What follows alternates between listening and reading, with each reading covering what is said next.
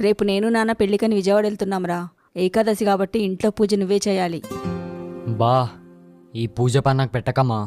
ఏ ఎందుకని? పూజ చేసినంతసేపు టెన్షనే. ఏం టెన్షన్ రా? పద్ధతి ప్రకారంగా పూజ చేస్తున్నానా లేదా అని. ఎప్పుడు అగరొత్తులు వెలిగించాలి, ఎప్పుడు దీపం వెలిగించాలి, ఎప్పుడు హారతి ఇవ్వాలి, ఎప్పుడు ప్రసాదం పెట్టాలి. ఈ సీక్వెన్స్ ఎప్పుడు కన్ఫ్యూజనే అమ్మా. ఏదైనా అటు ఇటు అయితే పాపం తగులుతుందేమో అని భయమేస్తుంది. సరే, నీ అనుమానం దూరం చేయడానికి నీకొక చిన్న కథ చెప్తా. ఇదొక జంతువుల్ని వేటాడే వేటగాడి కథ. ఒకరోజు ఆ వేటగాడు జంతువుల్ని వేటాడడానికి అడవిలో పొద్దంతా కష్టపడ్డా ఒక్క జంతువు కూడా చేతికి చిక్కదు. చూస్తూ చూస్తూ చీకటైపోతుంది. తాగడానికి నీళ్లు లేవు, తినడానికి తిండి లేదు. ఇంకేమీ చేయడానికి లేక అలిసిపోయి చెట్టెక్కి కూర్చుంటాడు. ఏదైనా జంతువు వస్తే వేటాడొచ్చని వేట కోసం ఎదురుచూస్తూ ఆ చెట్టుకున్న ఆకులన్నీ ఒక్కొక్కటి తెంపి కిందికి విసిరేస్తుంటాడు. ఇక ఆ క్షణం నుంచి ఆ వేటగాడికి తెలియకుండానే ఆ శివయ్యకి తను పరమప్రియుడైపోతాడు. అవునా? అదేంటి? తెలుసు నీకీ అనుమానం వస్తుందని. ఎందుకో చెప్తా విను. ఆ చెట్టు కింద ఒక శివలింగం. అక్కడ శివలింగం ఉన్నట్టు ఆ వేటగాడికే తెలీదు.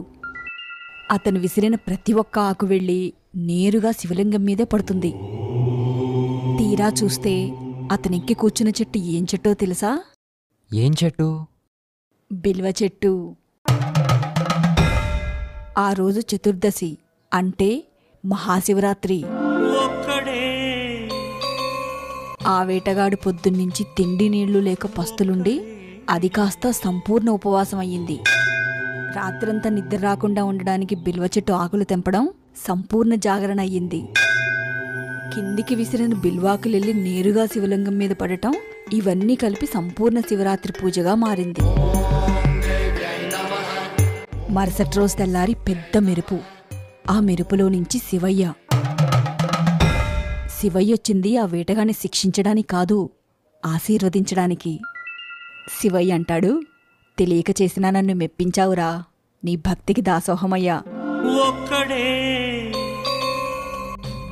దేవుడికి పూజలా చేస్తున్నాం, ఎప్పుడు చేస్తున్నాం, దేంతో చేస్తున్నాం అనేవి ముఖ్యం కాదు, పూజ చేయటం ముఖ్యం.